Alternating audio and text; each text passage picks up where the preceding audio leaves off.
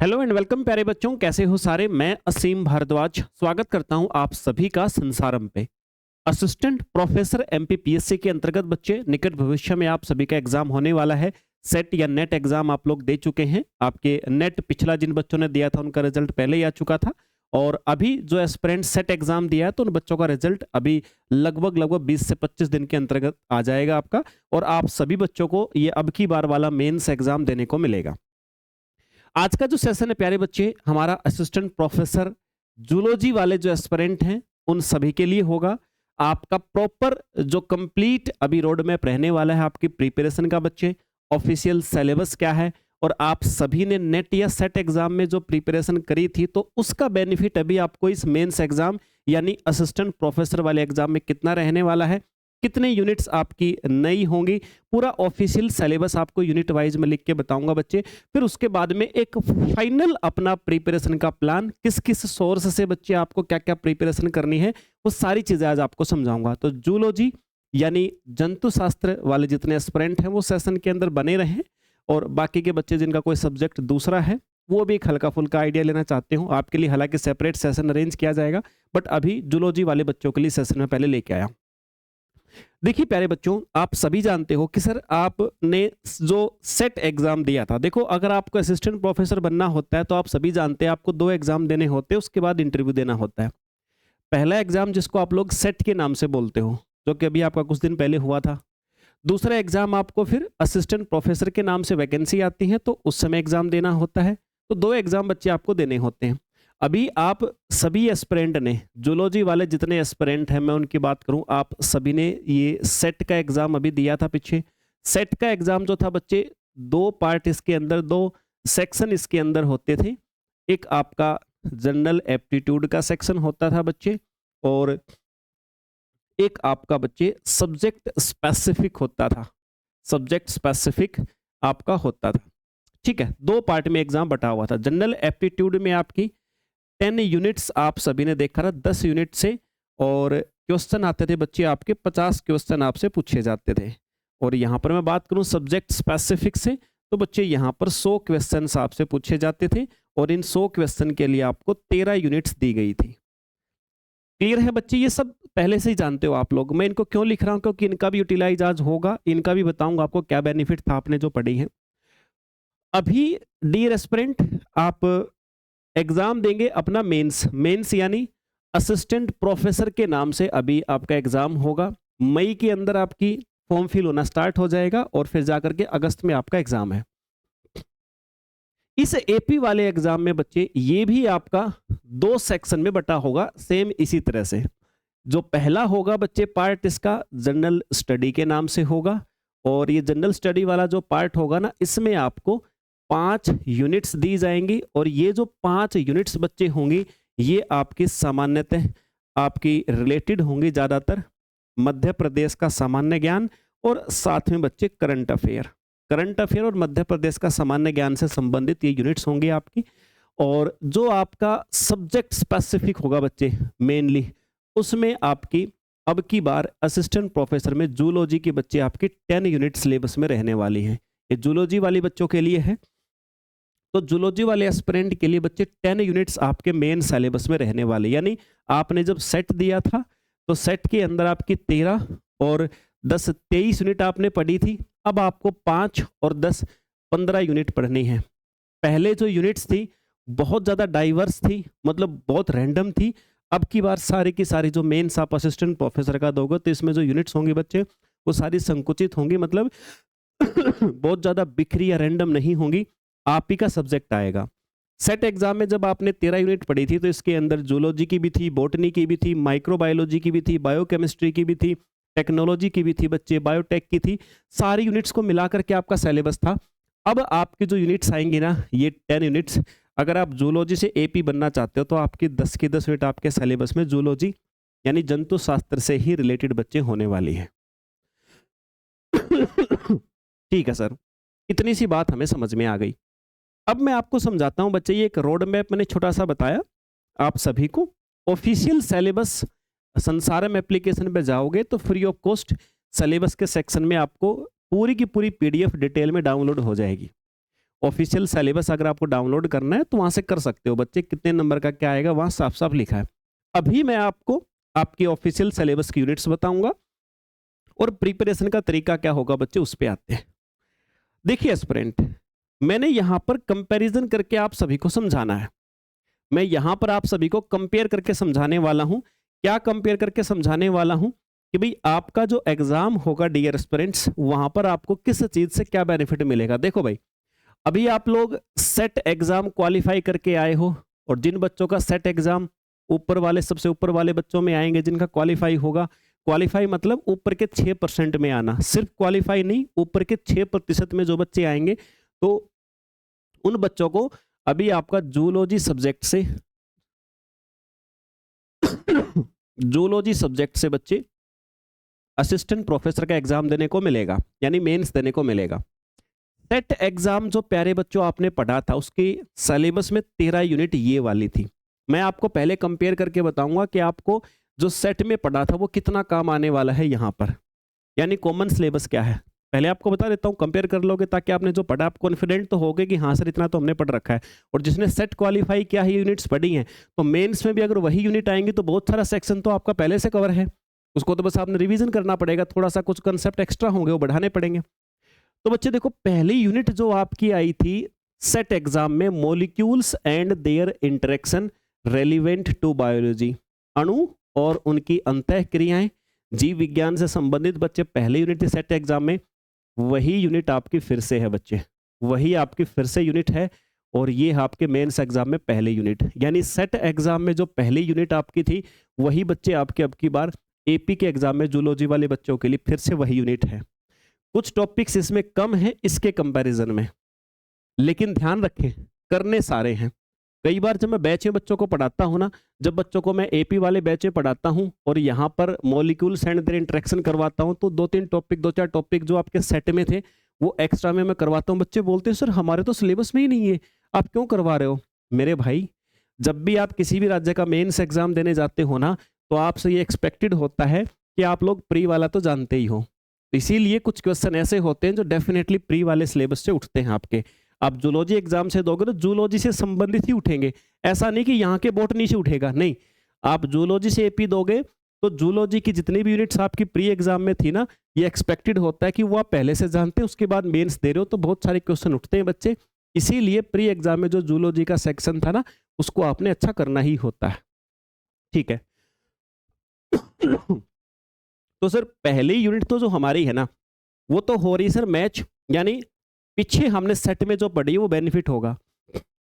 और ये जो सिलेबस बच्चे आपके सामने लिखा ना, ये ऑफिशियल सिलेबस है। दूसरा सेलुलर ऑर्गेनाइजेशन, बच्चे सेट वाले प्रिपरेशन में आपने पढ़ी थी, यही सेलुलर ऑर्गेनाइजेशन आपकी मेंस में भी आएगी, मतलब ये भी फायदा हुआ। अच्छा, यहां पर ध्यान रखना, जो अभी आप एपी का मेंस दोगे उसमें क्या लिखा है, सेलुलर ऑर्गेनाइजेशन एंड प्रोसेसेस, यहाँ पे प्रोसेस भी लिखा है। प्रोसेस का मतलब है कि सेट एग्जाम में जो आपकी तीसरी यूनिट थी ना, फंडामेंटल प्रोसेस, वो भी है, लेकिन वो किसके साथ मिक्स करके दे रखी है, सेकंड के साथ। मतलब सेट एग्जाम की दूसरी और तीसरी यूनिट प्यारे बच्चों, वो आपकी यहाँ पे दोनों यूनिट मिला करके एक यूनिट है, यानी कि आपको इन दोनों के ही सारे कंसेप्ट पढ़ने होते हैं। क्लियर हो गई बात, ठीक है सर। उसके बाद बच्चे यहाँ पर चौथी यूनिट थी cell communication and cell signalling. तो बच्चे अब एपी का एग्जाम जो होगा उसमें आपके सिलेबस में यूनिट नंबर 3, यहाँ पर सेट में जो यूनिट नंबर 4 थी, ये यहाँ पर यूनिट नंबर 3 दे रखी है, ठीक है, ओके सर। फिर बच्चे यहाँ पर यूनिट नंबर 5 थी आप सभी के सामने, यहाँ पर यूनिट नंबर 4 है डेवलपमेंट बायोलॉजी, ठीक है। डेवलपमेंट बायोलॉजी बच्चे आपकी यहाँ पर भी दे रखी है, समझ में आई कि नहीं आई बात, ठीक है सर। उसके बाद में फिर बच्चे सिस्टम फिजियोलॉजी प्लांट यहाँ पर था, अब प्लांट से हमारा कोई लेना देना है नहीं, तो सर इसको तो अब मेंस में हमारे नहीं है, मेंस में हमारी है इसकी जगह पे structure and function of invertebrates, ठीक है बच्चे, structure and function of invertebrates, ठीक है सर। उसके बाद बच्चे यहाँ पर सिस्टम फिजियोलॉजी एनिमल्स था, यहाँ पर हमारे है structure and functions of vertebrates, मतलब अकशेरुक जो जंतु हैं और कशेरुक बच्चे, इन दोनों को अलग अलग 2 यूनिट में हमने डिवाइड कर दिया। ओके सर, तो ये इसकी जगह पे हमने यहाँ पर 2 यूनिट नई आई हैं हमारी।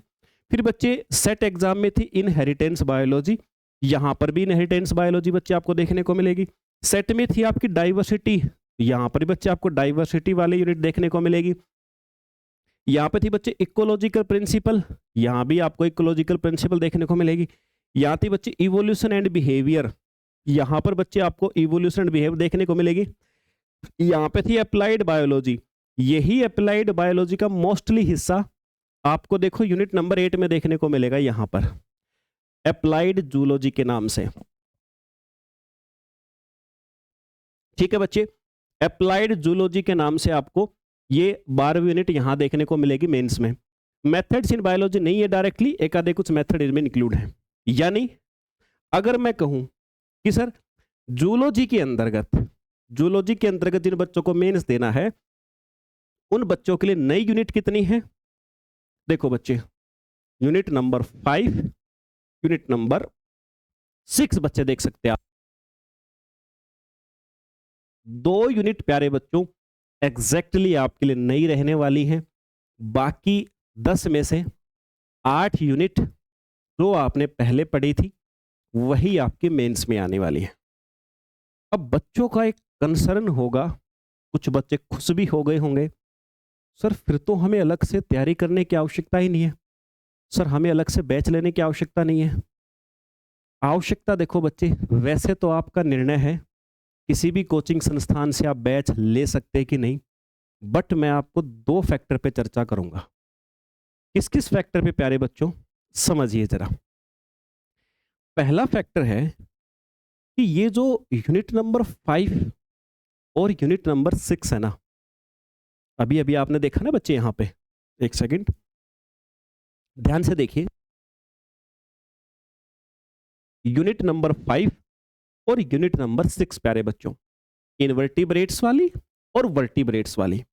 अगर आप मुझसे पूछो ना सर कि जो 2 यूनिट हैं कितनी बेनिफिशियल है सर, कितना ही टाइम लगेगा, 2 ही तो यूनिट हमें अलग करनी है। एक बात बता दूं बच्चे, पूरी जूलॉजी जो है ना, पूरी जूलॉजी का लगभग मैं इतने बता देता हूं 40 से 50% सिलेबस इन्हीं के इर्द गिर्द घूमता है। समझे कि नहीं बच्चे? पूरी जूलॉजी का लगभग 40 से 50% इन्हीं के इर्द गिर्द घूमता है, क्योंकि मेरे भाई जूलॉजी मतलब जंतुओं के बारे में पढ़ा। जंतु कौन है? Vertebrates, invertebrates. एक एक ऑर्गेनिज्म बच्चे, एक एक ऑर्गेनिज्म आपको बहुत डिटेल में पढ़ना होता है। बाकी की यूनिट्स उतनी डिटेल में आप नहीं भी पढ़ो तो भी काम चल जाता है। ये दोनों यूनिट बहुत डिटेल में पढ़नी होती, क्वेश्चंस की भरमार होती बच्चे यहां से। आप कहोगे सर इसका मतलब बैच लेना पड़ेगा? 2 तरीके हैं, दोनों बताता हूं। बिना बैच किसी टीचर का लिए भी पढ़ सकते हो और किसी टीचर का बैच लेके पढ़ सकते हो। तरीका क्या है प्यारे बच्चों? देखो, अगर आपको लग रहा है कि सर हम पैसे नहीं देना चाहते, हम सर सेल्फ स्टडी से करना चाहते हैं, अगर आपको लगता है कि सर पैसे की प्रॉब्लम है, सेल्फ स्टडी से करना है, या फिर आपको लगता है सर कोई बैच बता दीजिए वहां से भी कर सकते हैं, है ना, दोनों को बताऊंगा, दोनों एस्पिरेंट के लिए बात है। भाई सेल्फ स्टडी से करना चाहे ना तो आपकी ग्रेजुएशन या फिर आपने मास्टर्स जब किया होगा ना तो आपने मोटी मोटी 2 किताबें पढ़ी होंगी, समथिंग 500 प्लस पेज की किताबें थी वो, 500 प्लस पेज की किताबें थी, मतलब समथिंग 500 से 1000, 500 से 1000, 500 से 1000 तक के पेजों की किताबें थी, मतलब 500 पेज की 2 किताबें थी। एक किताब का नाम था कसेरुक, एक का था अकसेरुक। मोटी मोटी 2 किताबें आती हैं, समझ गए बच्चे? अगर आप में क्षमता है कि आप उन किताबों को पूरा पढ़ सकते हो, 1000 पेज मान लो, 1000 पेज का मतलब है, अगर मैं आपको कहूं 1000 पेज है सर, अगर आप रोज के 10 पेज पढ़ते हो तो आप ये मान लो 100 दिन में आप इनको पूरा करोगे। रोज के 10 पेज, किताब के 10 पेज को पढ़ना और उनको याद करना थोड़ा कॉम्प्लिकेटेड होता है, क्योंकि 2 ही यूनिट थोड़ी करनी है, बाकी सिलेबस भी तो करना है। अगर तुम लोगों ने कर दिया इसको 10 के 5 तो तुम दिन लगेंगे बच्चे 200। 200 का मतलब होता है बच्चे लगभग आपको 7 महीने खुद से पढ़ने में इनको लगेंगे। खुद से पढ़ते हो तो 5 पेज मुश्किल से आप बच्चे 2-4 घंटे पढ़ोगे तो कर पाओगे, इतना लगेगा। बाकी तुम में अगर क्षमता है कि नहीं सर मैं तो 10 क्या 20 कर सकते हैं सर रोज-रोज, 3 दिन मत देखना, लगातार 30 दिन पढ़ के देखना, फिर पता लगेगा रोज के तुम 10-20 कर पा रहे हो कि नहीं। क्योंकि सीधा ही खुद से सीखना, दिक्कत क्या आती पता है? दिक्कत आती कि तुम्हें 10 लाइन समझ में आएगी, 11वीं में फंस जाओगे। 11वीं लाइन में फंस गए, अब क्या करें? फिर तुम्हें 3 समझ में, फिर 2 नहीं आई, हो गया कंसेप्ट खराब। अब लाख में से 1 या 2 बच्चे ऐसे होते हैं जो कंसेप्ट खराब नहीं होने देंगे, जिन्होंने स्कूल कॉलेज में जबरदस्त पढ़ाई करी है। एक्चुअल तो टीचिंग जॉब उन्हीं के लिए होती है जो कॉलेज जबरदस्त पढ़ के करके आते हैं, लेकिन 99% क्राउड ऐसा है जो ना स्कूल का था पता, ना कॉलेज का था पता कि कैसे क्या सिलेबस था क्या नहीं था, और वो टीचर बनने की दौड़ में दौड़ रहे हैं। क्योंकि उस समय समझ नहीं थी, आज समझ है कि जॉब चाहिए तो पढ़ना पड़ेगा, तो इसलिए वो आज पढ़ रहे हैं। तो खराब चीज तो नहीं है, तो अच्छी चीज। लेकिन मैं ये कहना चाहता हूं कि फिर आप अपनी कंपैरिजन उनसे मत करना। अरे सर सेल्फ स्टडी से भी तो एग्जाम हो जाते हैं। सेल्फ स्टडी तो करनी ही है, लेकिन सिर्फ सेल्फ स्टडी करनी है, इस बात पे थोड़ा मुझे सस्पेंस हो जाता है कि सारे बच्चे नहीं कर पाएंगे। तो बच्चे जिसको लग रहा है कि सर स्कूल कॉलेज बहुत शानदार पढ़ा है मैंने, ये मत कहना सर पहले वहां तैयारी करी थी, थोड़ी बहुत तो मेरी तैयारी है, थोड़ी तुम्हारी थोड़ी बहुत का कुछ वैल्यू नहीं है। स्कूल कॉलेज जबरदस्त पढ़ा है तो सेल्फ स्टडी से हो जाएगा। अगर बहुत जबरदस्त नहीं पढ़ा है, बहुत टाइम हो गया, तो फिर आवश्यकता पड़ेगी तुम्हें सेल्फ स्टडी के साथ में एक टीचर के। बच्चे जो भी टीचर तुम्हें अच्छा लगे ढूंढ लेना, आवश्यकता पड़ेगी। अभी फाइनल प्लान बताऊंगा आपको मैं। अभी मैंने क्या कहा कि ये 2 किताबें कॉलेज की आती है बच्चे, किसी भी दुकान पे जाओगे, बड़ी दुकान पे जाओगे, एक बोलना भाई कसेरुक और अकसेरुक 2 किताबें दे दो, वो तुम्हें दे देगा। ठीक है, बाकी के लिए ज्यादा आवश्यकता नहीं है, बट ये 2 तो आपको चाहिए ही चाहिए। ठीक है सर, ये 2 तो आपको पढ़नी है। ये तो हुआ बच्चे उनके लिए जो सेल्फ स्टडी कर रहे हैं। आपको लगे आप कर सकते हो बच्चे, आप करके देख लो, एक बार बुक ले आओ पहले। क्योंकि बुक तो है ना, अब ये मत सोचना कि जो बच्चे बैच लेंगे उनको ये किताबें नहीं पढ़नी है। ये पढ़नी उनको भी जो बच्चे किसी न किसी टीचर का बैच लेंगे। ये क्लियर कर दूं मैं, कभी आप सोचो कि मैं बैच इतना बढ़िया बता रहा हूं कि बैच से सब कुछ हो जाए, किसी भी टीचर का ले लियो, सेल्फ स्टडी थोड़ी बहुत चाहिएगी खुद की आपको।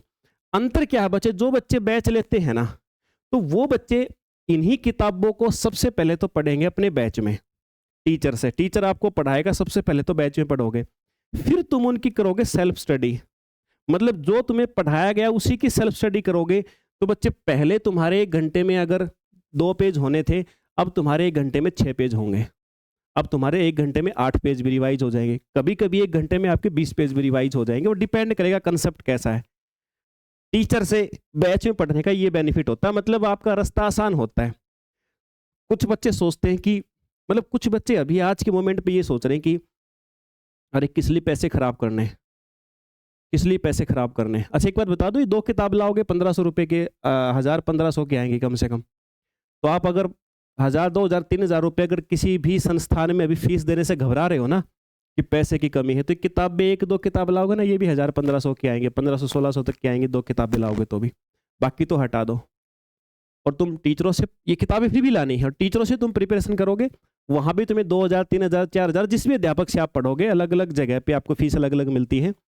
तो बच्चे अभी इतना सोच के चले कि पहली बात तो तुम्हारा सिलेक्शन रुकेगा नहीं अगर तुमने टीचर से पढ़ा और किताबें भी पढ़ी साथ में। पहली बात तो तुम्हारा सिलेक्शन नहीं रुकेगा प्यारे बच्चे। जब नहीं रुकेगा तो तुम आज अगर 50,000 भी इन्वेस्ट कर दोगे ना, तो तुम्हारी पहले ही सैलरी का आधा हिस्सा होगा वो।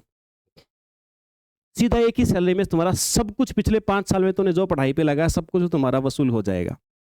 तो मेरे भाई पढ़ाई के कंपैरिजन में कभी पैसे को मत रखो। पैसा किताबों पे जितना लगता है, किसी टीचर से पढ़ने के लिए वहां पे बैच आप लेते हो उसमें जितना पैसा लगता है, बच्चे कॉपी पेन जितना लगता है लगाओ, बहा दो पैसा नदी की तरह से। मुझे पता नहीं है, उधार लेके बहा दो, और बहाओ उस पहली सैलरी के लिए जो तुम अपनी क्षमताओं पे भरोसा करके प्रिपरेशन कर रहे हो। और पहली ही सैलरी के अंदर प्यारे बच्चों तुम्हें क्या करना है, पहली ही सैलरी के अंदर सब वसूल कर लेना है बच्चे। लेकिन मेहनत करनी है यार। मेरी बात मान के तुम्हें ऐसा नहीं कि बैच ले लिया, किताब ले ली, पढ़ रहे ही नहीं हो, फिर तुम 3 महीने बाद टीचर को गाली दे रहे हो, अरे फलाना फलाना संस्थान घटिया है, फलाना टीचर घटिया है। भाई कुछ नहीं होना, पहली सैलरी पे तुम्हारे एक पैसा वसूल नहीं होगा ये सब करोगे तो। अभी फाइनल प्लान में समझा देता हूं आपको क्या करना है। जितने मेरे बच्चे जूलॉजी वाले हैं उन सभी के लिए फाइनल प्लान आपको बता देता हूं। सबसे पहला काम, ये ऑफिशियल सिलेबस मैंने बताया आपको, यूनिट्स के नाम बताए हैं ना, इस सिलेबस को डिटेल में डाउनलोड करना आपने। कमीशन की वेबसाइट पे भी है और मैंने भी संसारम एप्लीकेशन पे सारे बच्चों को अवेलेबल करवा रखा, free of cost syllabus download कर सकते हो। सिलेबस डाउनलोड करोगे तो सिलेबस जो भी आपका इसमें नोटिफिकेशन में लिखा हुआ है ना, जो नोटिफिकेशन आप डाउनलोड किया, आप उसको प्रिंट निकलवाओ और प्रिंट निकलवा के पूरा सिलेबस अपने हाथ से अपनी कॉपी में लिखो। तुम कहोगे सर पागल हैं क्या सर, हम जो पहले से प्रिंटेड फॉर्म में से क्यों लिखें? भाई लिखो तो, अपनी कॉपी में पेन से लिख के देखो, एक एक टॉपिक का पता लगेगा लिखते समय कि क्या क्या तुम्हारा सिलेबस है। प्रिंट में तो दुनिया भर का लिखा हुआ है यार, वो हमारा दिमाग कभी समझ नहीं पाता कि हमें पढ़ना क्या है। भाई जो सिलेबस है यूनिट वाइज अपनी कॉपी में सबसे पहले नई कॉपी बनाओ, नई कॉपी के अंदर अपना सिलेबस टॉपिक वाइज पहले यूनिट लिखो, यूनिट के नीचे जो टॉपिक है और जो सब टॉपिक है अपनी कॉपी में लिखो यार, मजा आएगा तुम्हें। मतलब लगेगा कि तुम आज से शुरुआत कर रहे हो किसी बड़े महायुद्ध की। वो प्रिंट तो तुम भूल जाओगे चौथे दिन फिर से, कहां पढ़ा है कहां नहीं पढ़ा है। उस महायुद्ध की शुरुआत करनी, लिखो अपनी कॉपी में। पहला काम कर लिया। अब दूसरा काम देखो भाई, तुम्हारा निर्णय है, तुम्हें सेल्फ स्टडी करनी है या तुम्हें किसी टीचर का बैच लेना। बच्चे देखो यार, मैं एक बात कहता हूं, किसी भी गंदे से गंदे टीचर का ले लो जो तुम मानते हो, तुम्हारी भाषा की बात कर रहा हूं, लेकिन भाई ये ले लेना, काम आसान हो जाएगा बच्चे। नहीं सारी उम्र ये पैसा बचाते बचाते जिंदगी में एक ऐसा मोड़ आ जाएगा जब तुम्हारे पास पैसे कमाने का ही ऑप्शन नहीं होगा, फिर बचा के कहाँ जाओगे? पैसा तो नहीं बचने वाला। मुझे पता है परिस्थितियां खराब हैं, बहुत ज़्यादा खराब हो सकती किसी बच्चे की, शिक्षा से बहुत दूर, SC ST क्षेत्र बहुत सारे ऐसे हैं जहाँ पे मेरे छोटे भाई बहन इतनी दूर दराज रहते हैं कि शिक्षा का प्रसार बहुत कम है वहाँ तक। बहुत सारे ऐसे SC ST क्षेत्र हैं जहाँ तक शिक्षा का प्रसार बहुत कम है। ठीक है बच्चे, तो लेकिन यार एक बात तो आपको समझनी पड़ेगी, वहां क्षेत्र में आप बहुत दूर दराज क्षेत्र में भी हो अगर, तो भी यार एग्जाम तो पढ़ के और पैसे खर्च करके ही क्लियर होने वाला है। यार कुछ फैक्टर ऐसे हैं जो सबके लिए एक समान है। माना कि हमारे पास कुछ मूलभूत चीजों की कमी रही किसी समय पे, लेकिन आज तुम वो एग्जाम्पल बन सकते हो जो उन कमियों को पूरा कर सकते हो और बाकी बच्चों को वो दिक्कत ना हो, तुम गाइड कर सकते हो, उनके लिए एग्जाम्पल बन सकते हो। अपने गांव, अपने मोहल्ले, अपने क्षेत्र, दूर दराज क्षेत्र भी है तो वहां के बच्चों के लिए तो मोटिवेशन बन सकते हो ना यार। तो तुम्हें कुछ तो सेक्रीफाइस करना पड़ेगा भाई। नहीं है पैसे तो भी आपको अरेंज करके और वहां पर आपको अपनी पढ़ाई शिक्षा के लिए करने पड़ेंगे खर्च। तो बच्चे सेल्फ स्टडी से करो, देख लो, बट थोड़ा कॉम्प्लिकेटेड रहेगा, इतने कम समय में नहीं हो पाएगा। बैच, टीचर का बैच लो जिसको अच्छा लगे, मेरे से पढ़ना अच्छा लगे मेरा लो, को दूसरा टीचर अच्छा लगे उसका लो, जिस भी टीचर आपको लगता है भरोसा, जिसे बिलीव करते हो उससे ले लो। बैच लेके बच्चे फिर जो 2 बुक्स मैंने बताई एटलीस्ट, इन 2 बुक्स को आपने साथ साथ में रीडिंग में रखना है, इन 2 बुक्स को भी साथ में रीडिंग में रखना है। तीसरी चीज बच्चे, तीसरी चीज है sir MCQ book. MCQ book, MCQ book जो आपके MCQ क्वेश्चंस के लिए बुक आपको चाहिएगी बच्चे, यूनिट वाइज MCQ आपको लगाने के लिए चाहिएंगे। तो बच्चे ये तो मैंने लॉन्च कर रखी है। मैं एक रिक्वेस्ट करूंगा कि सबसे पहले जब तुम सिलेबस के साथ साथ में चीज़ों को रिवाइज करो, सबसे पहले मेरी बुक ही लगाना। यहाँ मैं कोई कंप्रोमाइज नहीं करूंगा इस बात में कि आप किसी और टीचर की बुक प्रैक्टिस कर लेना, सबसे पहले मेरी लगाना। लेकिन भाई उसके पीछे रीजन है, क्योंकि मैंने तैयार ही ऐसे किया है कि मैंने क्वेश्चंस की रैंडमनेस को हटा करके बहुत स्मूथ किया, क्वेश्चंस को स्मूथली मैंने लेवल बढ़ाया है। बाकी किताब उठाते हो ना तो उसमें बहुत रैंडम क्वेश्चन है यार, किसी किसी एग्जाम का कोई क्वेश्चन किसी लेवल का आ गया, पहले नंबर पे, दूसरे नंबर पे किसी लेवल का आ गया, अब बच्चा फ्रस्ट्रेट। भाई ये बहुत तरीके से इसको बनाया है, तो बुक तो देखो आप वही लगाना यार, तो इससे काम हो जाएगा आपका। ठीक है, ओके सर, ये तीसरी MCQ। चौथी चीज बच्चे, फिर आपको किसी चीज की आवश्यकता नहीं, बस अपना रिवीजन रिवीजन रिवीजन करते रहें, आपका काम चल जाएगा। तो यहाँ पर मैंने बता दिया आपको कि बैच के साथ में सेल्फ स्टडी चाहिएगी बच्चे, और चौथे नंबर पे रिवीजन बोल दो या बोल दो बुक का सारा लेना पड़ेगा। बिना इसके AP निकालना थोड़ा कॉम्प्लिकेटेड रहेगा। तो जो मैंने बुक लिस्ट आपको बताई है, 2-3 किताबें मैंने बोला है, एक वर्टिब्रेट एक इनवर्टिब्रेट, एटलीस्ट ये 2 किताबें आपके पास हों, क्योंकि 40-50% सिलेबस इन्हीं के इर्द गिर्द घूमेगा बच्चे आपका पेपर में। ये अगर आपको क्लियर है तो बाकी के जो 8 यूनिट है ना वो भी आपको बेहतर लगेंगे, उनमें भी आपको बेनिफिट मिलेगा। तो प्यारे बच्चों, अब ये तरीका मैंने बता दिया। अब भाई ये बुक है, संसारम एप्लीकेशन में मिलेगी, ये आपके जूलॉजी वाले एस्पिरेंट के लिए यूनिट वाइज और पूरी डिटेल्ड सिंपल लैंग्वेज में एक्सप्लेनेशन के साथ बुक है, आप इसको लगा सकते हो। और ये बच्चे, जिस बच्चे को लगता है सर अध्यापक की आवश्यकता है, हमें शिक्षक की आवश्यकता प्रिपरेशन के लिए, तो बच्चे ये बैच है, इस बैच के अंदर सब कुछ वो मिलेगा जो तुम्हें असिस्टेंट प्रोफेसर जूलॉजी विषय से बनने के लिए चाहिए। मैं पढ़ाऊंगा कंप्लीट बैच आप सभी को, पूरा सिलेबस जनरल स्टडी का भी और आपके सब्जेक्ट स्पेसिफिक का भी। जनरल स्टडी के लिए टीचर होंगे, हर विषय के अलग अलग बच्चे, वो कोई ज़्यादा मैटर नहीं करता, मेनली है जूलॉजी, वो मैं आपको पढ़ाऊंगा बच्चे। अभी 50% पे ही आप सभी को मिलेगा। मिलेगा कहाँ पे बच्चे? संसारम एप्लीकेशन डाउनलोड करेंगे प्ले स्टोर से और जाकर के अपनी प्रिपरेशन शुरू करेंगे। तो बच्चे, एक मेरी दिल से इच्छा थी आप सभी को एक बार गाइड करने की, आपके सिलेबस बताने की, कंपेयर करने की, और आई थिंक आप लोग समझ गए होंगे सारे मेरिट डीमेरिट।